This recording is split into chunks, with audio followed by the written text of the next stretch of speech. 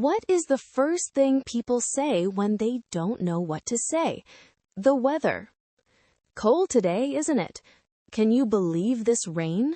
I heard it's going to warm up this weekend. Talking about the weather is the most universal small talk in the English language. It happens everywhere, in elevators, in line at the coffee shop, with neighbors you don't know well, with colleagues at the start of a meeting. It seems like nothing, but if you can't do it naturally, you miss a moment every single day. Today, we are going to fix that. By the end of this episode, you will know how to describe the weather, talk about the seasons, share your opinion about the time of year, and keep a conversation going from there. This is day 17 of your 30-day English journey. You have now completed more than half.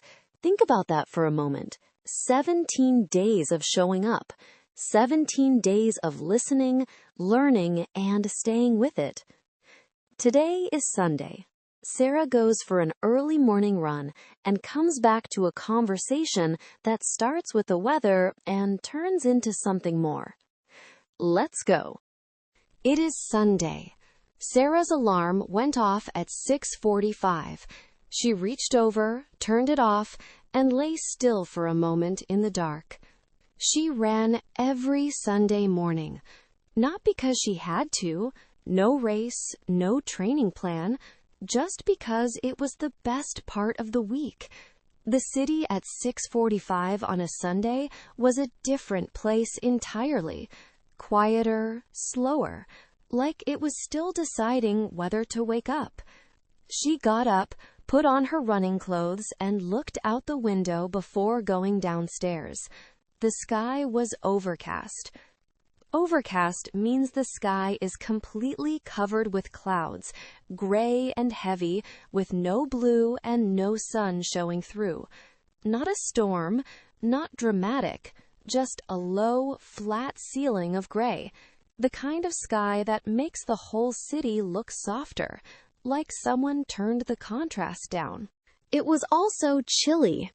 Chilly means cold, but not severely cold, not dangerous, not painful, just cool enough that you feel it on your face and your hands, the kind of cold that wakes you up. Sarah pulled on an extra layer and went downstairs. Outside, the air hit her immediately. Cold and clean and faintly damp, the smell of November, which was something you couldn't describe to someone who had never experienced it. You just had to be there. She started moving, down her street, left onto Atlantic Avenue, then into the park at the end of the block. Her breath made small clouds in front of her. Her sneakers were quiet on the wet pavement. The park was mostly empty.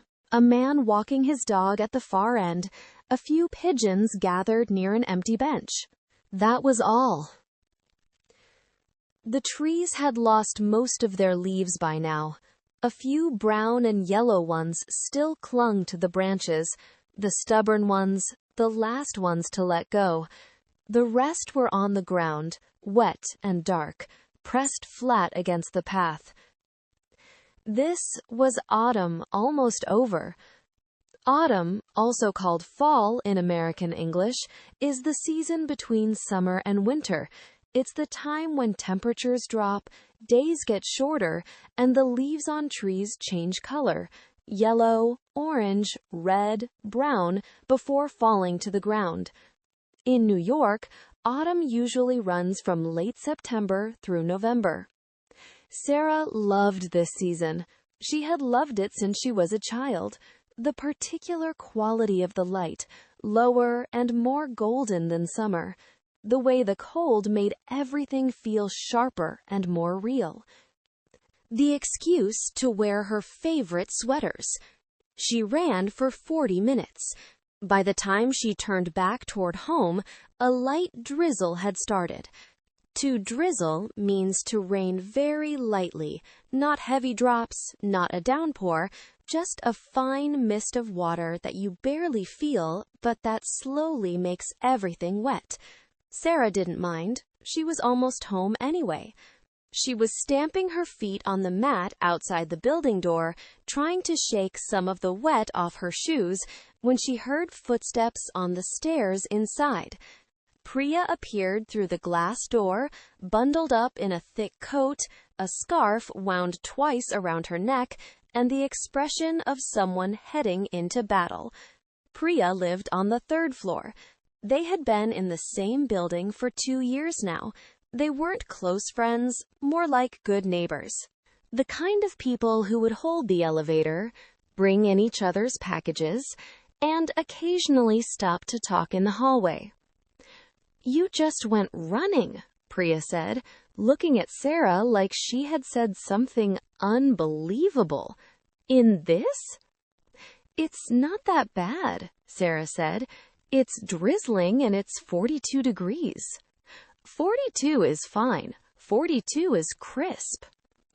Crisp describes cold air that feels fresh and clean and clear, the kind of cold that feels energizing rather than unpleasant. When you describe weather as crisp, you usually mean it in a positive way. Crisp autumn air, a crisp November morning. Priya did not look convinced. "I'm going to get coffee," she said, "because the only way I survive this kind of weather is with a very large coffee in my hand."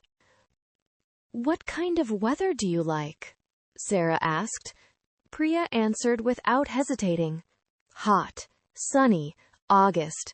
The kind of day where you complain it's too hot, but secretly you love it."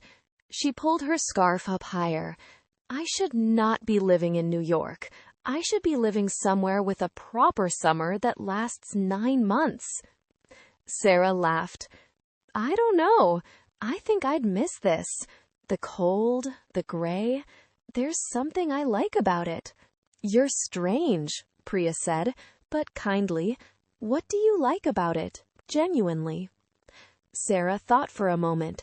She'd never really had to explain it before. "I think," Sarah started slowly, "I think I like the way it makes you want to go inside. Does that make sense? Like the cold outside makes inside feel better. Warmer. More, I don't know, cozy." Cozy means warm and comfortable in a way that makes you feel safe and relaxed. A cozy room, a cozy cafe, a cozy evening at home with a book and a blanket. Cozy is a feeling as much as a temperature. "Okay," Priya said. "I can see that. I just prefer achieving the cozy feeling without suffering first." "Fair," Sarah said. Priya pushed open the building door. Cold air came in. She visibly braced against it. "Did you check the forecast for this week?" she asked before she left. A weather forecast is a prediction of what the weather will be like over the coming days. Temperature, rain, sun, wind. Most people check the forecast on their phone. In English, you say, "What's the forecast?" Or, "I checked the forecast." Or, "According to the forecast, it's going to rain." "No," Sarah said. "I prefer not to know. I like the surprise." Priya shook her head. "You are genuinely strange." She said it with warmth. "See you later." Sarah went upstairs. She peeled off her wet jacket, left her shoes by the door, and put the kettle on. While it boiled, she stood at the window with her hands wrapped around a mug, looking out at the gray street below. It was still drizzling. The pavement was dark and shiny. A few people were out, walking quickly, collars up, umbrellas tilted against the wind. The bare trees along the sidewalk moved slowly. She thought about what she'd said to Priya, about the cold making inside feel warmer. It was true. The whole apartment felt different on mornings like this. The light through the window was soft and gray, and the tea was hot, and the blanket on the couch looked exactly like what she needed next. Some people waited for summer. Sarah had always been a November person. She couldn't explain it any better than that. Today was Sunday. Sarah went for an early morning run through a cold, overcast, drizzling Brooklyn and loved every minute of it. Back at the building, she ran into her neighbor Priya, who very much did not love it. They talked about weather, seasons, and what it means to actually like November. And Sarah went upstairs to her apartment, made tea, and stood by the window watching the rain. Let's review today's vocabulary. Overcast, when the sky is completely covered with gray clouds and no sun is showing. Chilly, pleasantly cold, cool enough to feel on your face and hands, but not extreme. Autumn, fall, the season between summer and winter. Leaves change color and fall from the trees.